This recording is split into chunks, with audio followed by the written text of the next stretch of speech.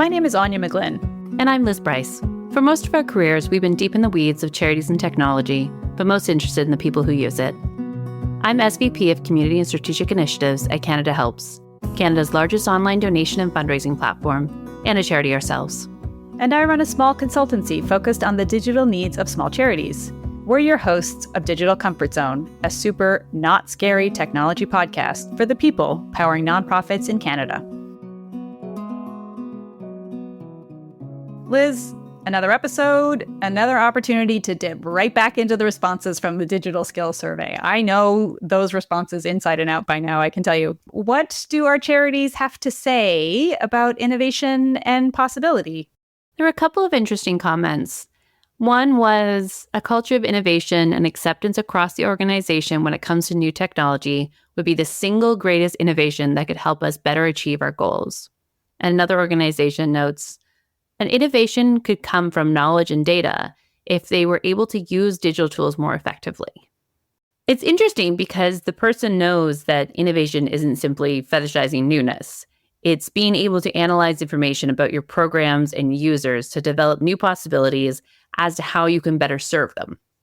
Absolutely. And, innovation is kind of a really buzzy word. So maybe it's helpful to kind of talk about what it is a little bit. A couple of years ago, I taught a course on social innovation at McMaster with my friend and colleague, Geraldine Cahill. And social, innovation is a pretty complex term. And what I found that the students really struggled with was the difference between invention and innovation. And I think sometimes people get caught up on what the difference is.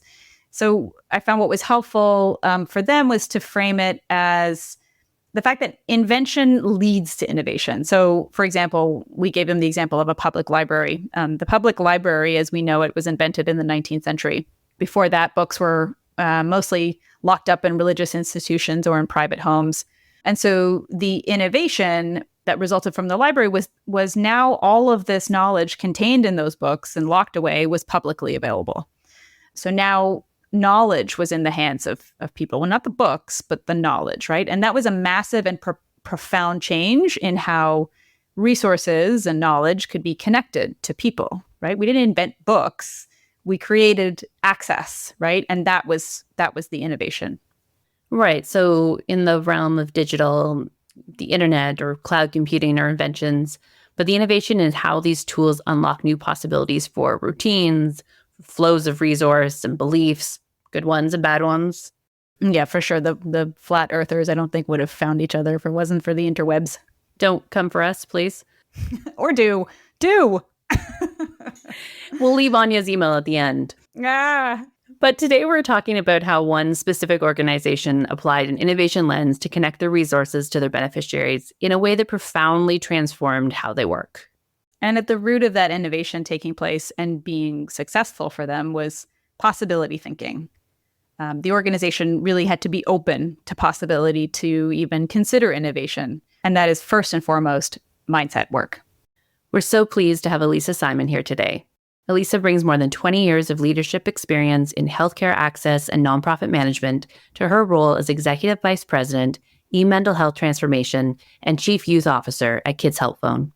She's here to talk about how Kids Help Phone leverage possibility thinking to shift the way that they support youth in crisis. Welcome, Alisa. Thanks so much. I'm thrilled to be here. Alisa, so grateful to have you here on the podcast today. I wonder if you could tell us, a bit of the overview of Kids Help Phone's new innovative approach to connecting with youth for our listeners who might not be familiar. Yeah. So one of my favorite topics to talk about is how Kids Help Phone has really radically shifted the way that we do our work. We talk about ourselves as a 35-year-old startup. And that means that we have consistently been innovating, thinking about what else do we need? Because the reality is technology is changing really fast. And young people are also changing really quickly. And our job is to ensure that we are always there for young people. And so about 5 or 6 years ago, we, with the leadership of our CEO and our board, did a huge mind shift change where we said, yes, we are a charity. Yes, we are there for young people, for them to let their feelings out, to feel safe, to connect and get support. All of that we know. But what we did is we said, what if we start thinking about ourselves as an innovation charity that's laser focused on youth mental health and well-being? And just those changing of the words gave us permission to think about our work differently, to think about what young people needed differently. And I love that you introduced this podcast as possibility thinking, because that's really what it did. It had opened us up to how do we move faster, meet young people where they need, use technology and data in new ways, and unlock all sorts of new things within our organization to be a better service to young people across Canada. Love what you said there about, thinking about what else do we need. And I'm wondering, what were the conditions that you had to put in place, or maybe were already in place at Kids Help Phone, for that possibility thinking to take place? So I think the first thing is we had to recognize we had to do things differently. One of the things that happens, and it's not just at charities, it happens everywhere, is you're so deep into the problems you're trying to solve that you don't take a moment to step back and say, maybe what we're trying is the wrong thing. And so we had a challenge where we had young people coming to us, calling and chatting with our paid professional counselors, and nothing we could do could keep up with demand. And so we were consistently trying to, what if we did different schedules? What if we limited our chat hours? What if we opened chat 24/7? We were trying all these things, and it required us to go, wait a second, this isn't working. What's the problem we're trying to solve? The problem we're trying to solve is young people, if they have the courage to reach out, we have to be able to answer them every single time. How do we do that? And that allowed us to start saying, what if we use trained volunteers? They can't do everything professional counselors can do, but they can do a significant amount, particularly if they're overseen by paid professionals. What if we tried texting, which is the way that young people really want to communicate and potentially can go faster? That then allowed us to say, what if we leveraged AI to help triage conversations so that we're getting to those most in need more quickly? And that opening up of the what ifs, having the right people at the table, you have to have a pretty high risk threshold to be able to say, what if we do things differently? And then you also have to have people at the table that are going to poke holes in it, that are going to question, that are going to make sure it makes sense, like for us from a clinical perspective. And you then have to figure out how you're going to bring everybody along. Oh, that's so interesting. So first of all, I know that there's listeners who are going to have a knee-jerk reaction to you having mentioned like AI as a triage tool, especially in the context of youth and mental health. Like, it's so delicate, right? Like, I'm really delighted that you've brought it up, and it sort of gets at some of the tension around, can we use technology, push it as far as we can go while still connecting to people and their needs in a humane and human-centered way. That's really fascinating. And I think in order for you to have even, as an organization, had that conversation about what's the role that AI could play here, there had to be some kinds of particular mindsets around the table. And so interested to know what kind of mindsets, and also interested to know, did you have to cultivate them or bring them in from outside, or did those mindsets already exist within the organization? So I'd say yes to all of it. Okay. The reality is you have to have the willingness in your executive team, however big or small that is, and your board to be able to think differently and to challenge the way you're currently working. And so that does require that you have leadership that's open to those ideas. And then you might bring in new people that'll help stretch you even farther. And ultimately, you have to bring the whole organization along, right? And so when we really did this mind shift change 5 or 6 years ago, there were people that were questioning it. When we started texting, there were people who were like, what do you mean? This is not who we are. That's not, I think of Kids Help Phone as a professional, anonymous counseling service. And we were suddenly offering something very different as an option. So some people might decide, wait, this is not the place I want to be. But the majority of people in our experience said, I'm a little worried. This concerns me, but let's see how it goes. And we did it in a safe way where we piloted it just in the province of Manitoba. We sort of proved the proof of concept. And then we were able to very quickly scale that nationally. So now when people join the organization, they join from the very, very beginning knowing we move quickly, We think innovatively. We're always looking for new solutions. So we've really shifted the way the whole organization thinks about us and themselves within Kids Help Phone so that it's now a very different place to join. It's a very different place to be. So now that you've made these shifts over the last 5 years, Lisa, what do you need to do to sustain that possibility thinking and those mindsets and staff over time? So one of the exciting things is that once you really have started doing that within your organization, everyone gets excited about it. So for example, I meet with every single new frontline person that joins Kids Help Phone. They have a week-long training or so, and for half hour, I go and meet with them, and I talk to them a little bit about our journey. I explain to them how quickly we move. I talk to them about our innovation imperative and how we're thinking about what's next.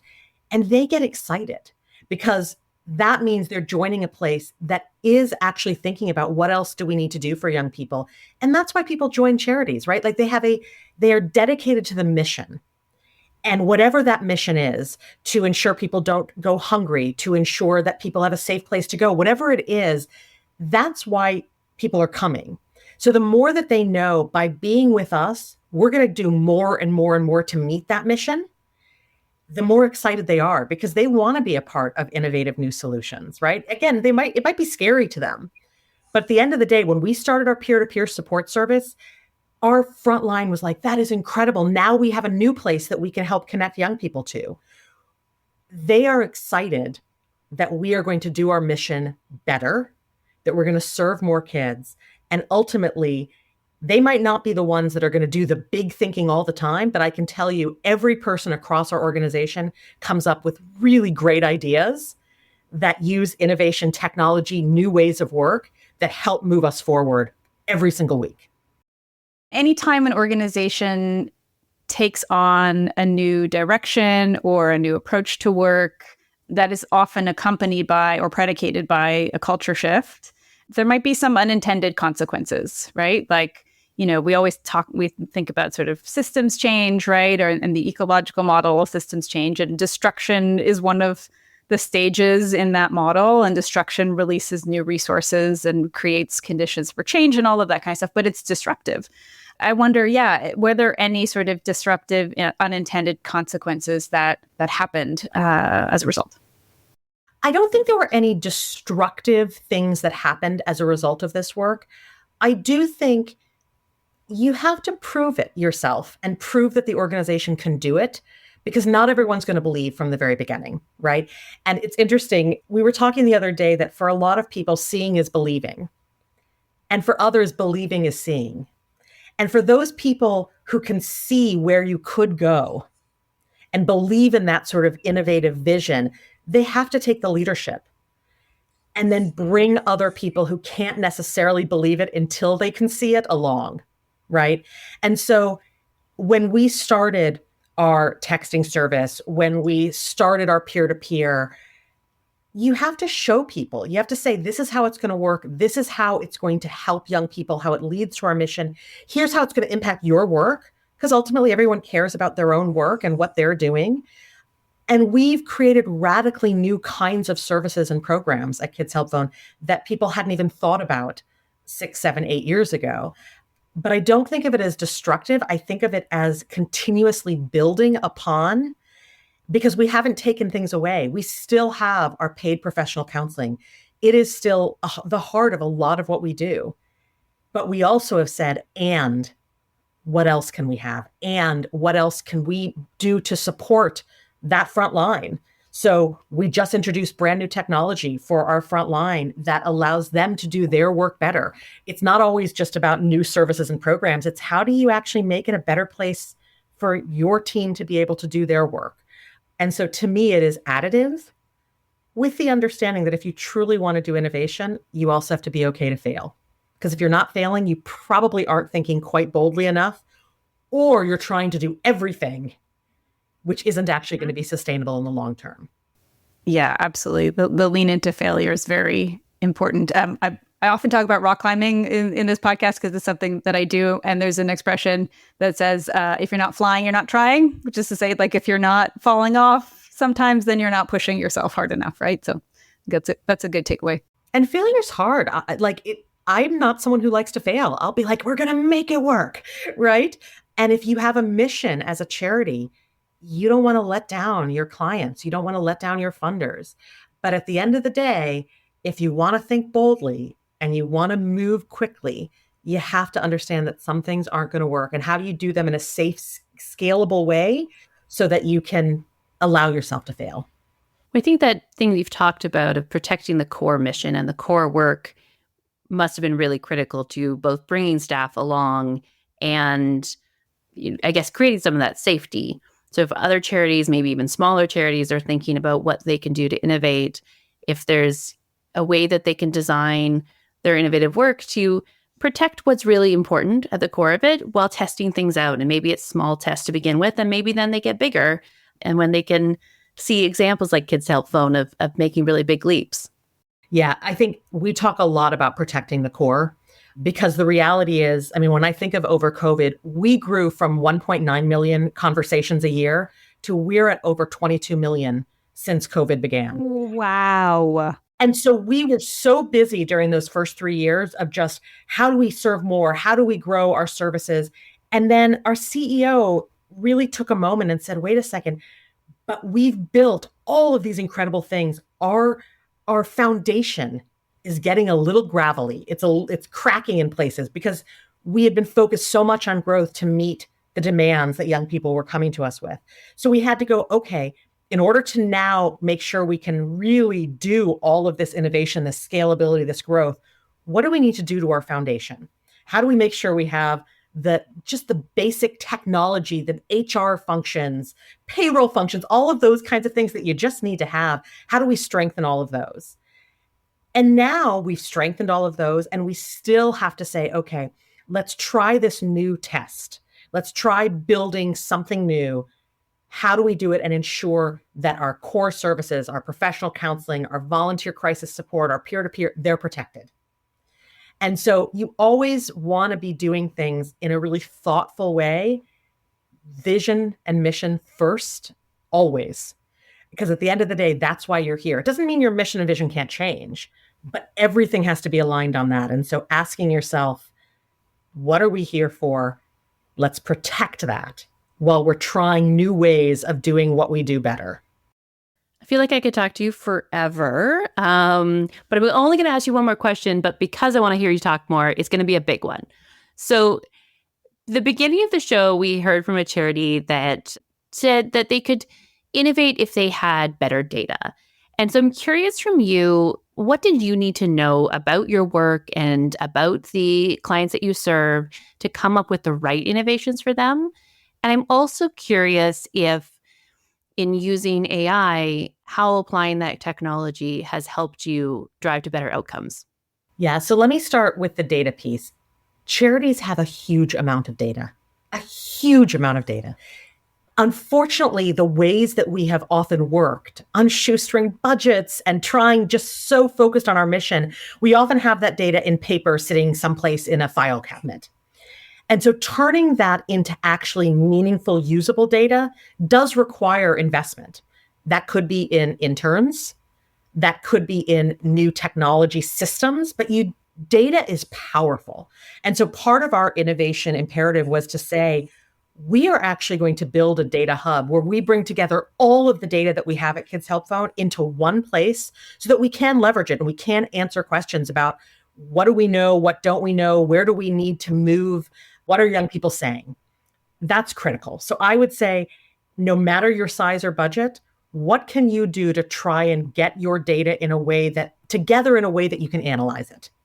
And that could be an Excel spreadsheet and some interns inputting data, but that is helpful.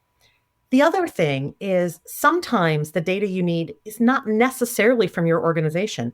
What's happening in the landscape? What are other organizations outside of your jurisdiction doing, maybe internationally, that would be really fantastic to bring here? What is it that your front line says clients are saying? You don't necessarily need quantitative data that says 40% of our clients say A, B, or C, or you can also ask your front line who says, so for us, our front line would often say, young people that reach out to us feel isolated in the issue that they are dealing with. And they love that they connect with us, but they don't know anybody else that is having that same issue or problem. That helped us understand the need for a peer-to-peer service. So data can come in lots of different ways. It doesn't always have to be quantitative, although I think charities have a lot of quantitative data. They just have to, again, organize it. And I think understanding what's missing in the ecosystem that you are a part of can help you think about innovations, even if you're not looking within your own organization and their data. So that's the first part of your question, I think. The second part around AI. So I do feel like in the charitable sector, we have to be less afraid of technology. We have to be less afraid of innovation. And part of that is being less afraid of AI. And so we talk a lot at Kids Help Phone about AI for good. So we use AI when people come to our texting service. We ask, what's on your mind? And they text us something back. And based on that, we triage them so that we can get to those that are potentially thinking about or actively suicidal faster. That AI, it's not scary. It is doing triaging. We get to every single person, but we might get to someone that's triaged in 30 seconds. We might get to someone who's not triaged in 2 minutes. Now, we have to check the AI constantly. Is it working? We have to check it for bias. Is it triaging everybody in the ways that it should be? And we can, because we can, at the end of the day, see, well, how many people did we have to contact emergency services for? And were all of them triaged? So yes, you have to be able to leverage, understand if the AI is working. And sometimes we don't have that capacity within our own organization. So partnerships become really important. Kids Help Phone is a really powerful partnership with the Vector Institute, because we don't have a data scientist on staff right now, right? We don't have people that necessarily can do all that work. But I don't think we can be scared, particularly if you work with young people. They expect that they are going to have a similar kind of experience when they come to us as they have in all the rest of their world. And so for us to say, well, we know in the rest of your world, you're using technology or you're using AI, but when you come to us, you're just going to phone us, makes no sense. Unless we want to become irrelevant, right? If we want young people to come to us, then we need to make sure that they are getting the kind of experience in a safe way when we're thinking about how do we use data, privacy, all those things. Absolutely, you have to think about them, and you've spent a lot of time on them. But we owe it to young people to figure out how to do it in a safe way that allows them to come to us in the ways that they want. And it makes no sense to me that we would say, well, if you want a chatbot, go to social media company. We don't do that because we're scared. Why would we give up that space as a charity? Why wouldn't we say, sure, social media has all these chatbots. That's great. We're going to build one that we know is safe, that has clinical underpinnings, that we oversee, that we protect the data. Why would we just give that up because we're scared? I think we have to figure it out within the sector and within our organizations. A great point to leave it on, I think. Alisa, every conversation I have with you is so insightful. Thank you so much for giving us your time today. I could just sit here and talk for hours. So same. Season 2 is all Alisa.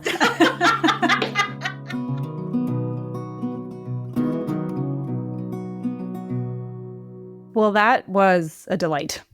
The best. We are so lucky to have her on this podcast. And really, every time I speak to her, I get excited about the work that they're doing at Kids Help Phone.